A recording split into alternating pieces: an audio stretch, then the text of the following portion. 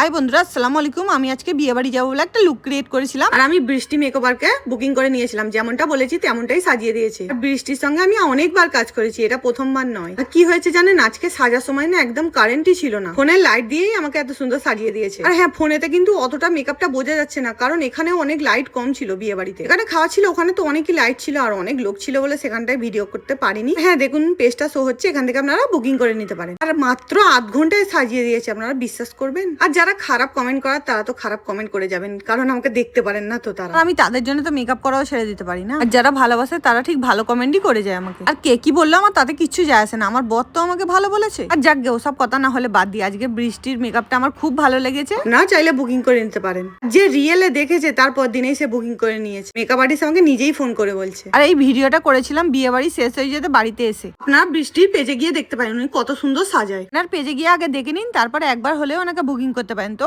Tata.